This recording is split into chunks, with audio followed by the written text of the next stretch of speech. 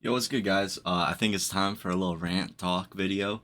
I see everywhere on Facebook, people are not sure if they want to go to Nats. This format sucks. They hate it. So I was like, maybe I should just talk about it a little bit.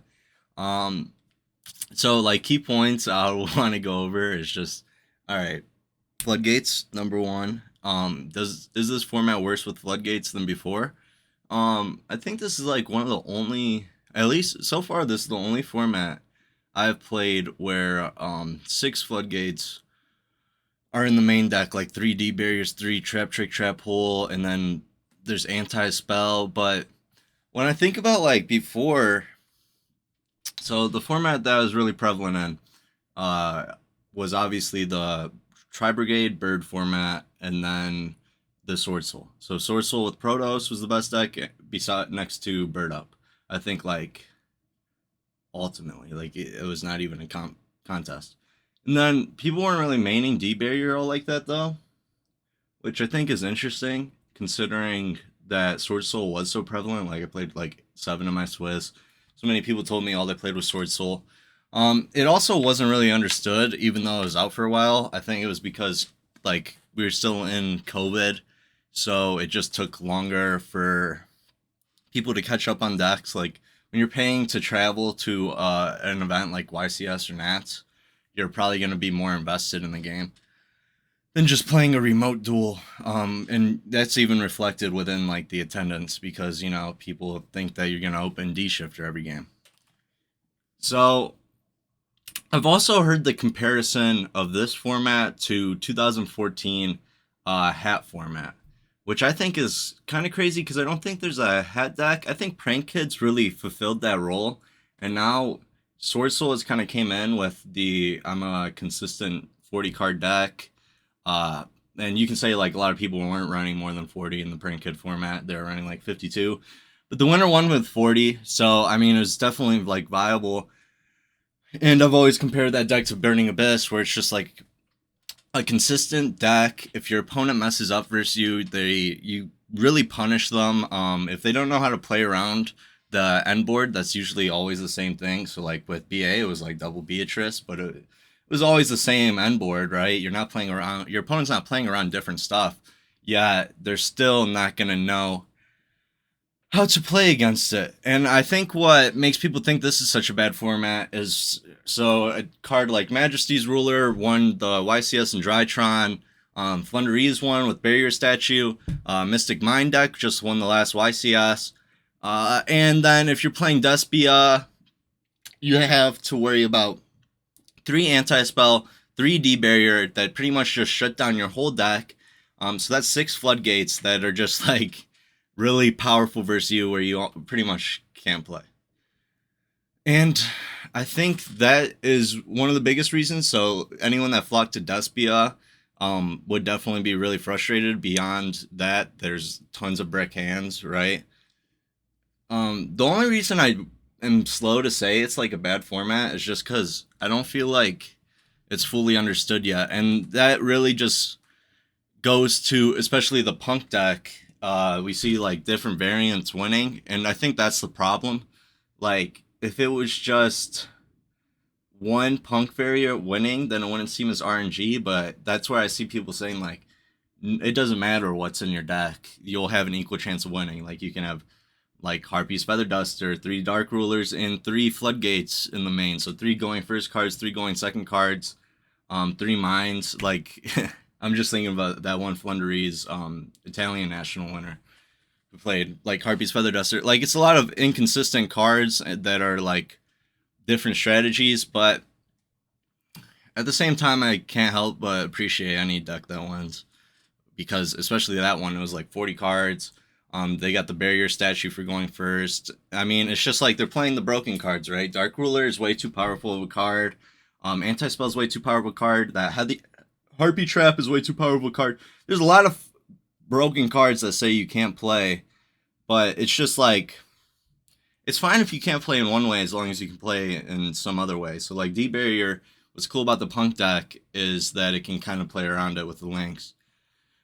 What's shitty about the Punk deck is it just feels like it's impossible to build, and I think that's why we see like so many different variants of the deck, whether it be Adventure, Theron, Small World, Pot of Prosperity, Magician Souls. How low? Like, do we go above 50? A lot of people playing 50 right now, and then I've seen 42. Do you build it for going first or second? It's a lot of decks that like PK is one of the coolest decks to me right now. I don't think it's very good, but I just love how it can play with droplets. Same with Drytron, but uh, I like the idea of like building a deck focused around a certain card. So like with Floowandereeze, like they might play 3 Mine, 3 Dark Ruler, but they still have the Barrier statue guaranteed for going first. But these are really hard things to play for. Back in the day, it was kind of the same thing when I think about it. Like when I played the Pendulum deck that had the E-Ban list, and you just made Infinity. Like I made Infinity, Pleiades, tons of follow up, and you have to have like double Wavering Eyes. That's pretty much the only way you beat me. And you're still playing with 40 card decks. And like, the joy in that was, although these decks were so broken, one, not everyone was playing it. One, it was a new deck, so it makes it a lot more fun. Like, I felt the last format was so, like, for the last YCS in America, it was really not figured out. But at the same time, I've tested that Mind deck a lot, and it just doesn't seem that consistent. So, but it's like I said, I always appreciate I appreciate someone who's trying to get a card banned, and I think mine really needs that because I don't know how this card is in the game. So, to me, I guess I just feel like it's inevitable with for some of these cards to get abused, and I wish we went all the way back to Mermail format when Pat wrote that article. And we saw a huge ban list, like Deep Fissure went to 1, Macros went to 1, I think Bottomless went to 1, like Torrential got banned. It was just huge. And I would love to see that again, because the last ban list was really, so-so. Like, it's cool that they predicted the Hulk to 1, the Shooting Riser to 1 was weird. The Ben 10 to 2 was even weird. It's just like,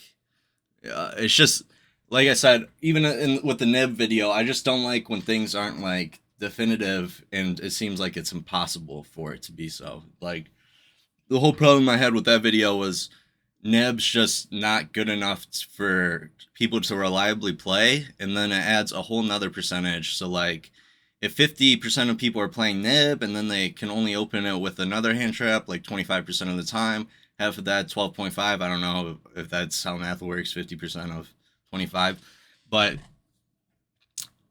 it's just like it just seems so heavily RNG, and it's like, yeah, it's my fault for playing a combo deck, but if I'm not playing a combo deck, I'm playing a deck with 3 Dark Ruler, 3 Mine, 3 Harpy Trap that says you can't play, 3 Dimension Shifter that says you can't play. Like it literally blows my mind that like decks are just so stunned. And it's so easy too. Like, and it's just like, it really seems like you have to have, whether it be like a Calamity, Scythe, Statue, a Majesty's Ruler, like you need something that says your opponent can't play a D-Barrier, Anti-Spell. And then, the only answers to that are like Dark Ruler or Mine, right? Which isn't that many cards, but it could make card like Prosperity more viable, which is kind of cool for like, I don't know, thinking about it. But it's definitely something that I just wish wasn't even an option. So, yeah, maybe the format does suck. I don't think so. It's just like, it really is like, it's not even like a rock, paper, scissors format. It's just like so pulverizing. I mean, with like Sky Striker, that auto loss to Prank Kids, it seemed like it had a really hard matchup versus like Swordsoul. But then like, I remember Carl's list, his list was really cool. It played like all these, just get rid of Griffin so I can evenly use cards. And that's why I thought the other dude that won with Sky Striker's deck was so cool. But I definitely feel like that ban list last time was in such a bad position, being so close to that last YCS and not doing enough for it to feel like so stale on the way to this Nats. So it's a damn shame. It's a damn shame that everything's so bricky. Like, I just wish they made something like really pulverizing, really broken, but what are you gonna do? Well, that's all. I hope you enjoyed my little rant on the format. I just see a lot of people talking about it, so I figured I'd give my opinion. Have a good one. Appreciate the subs, appreciate the likes, shares. Means a lot. Peace.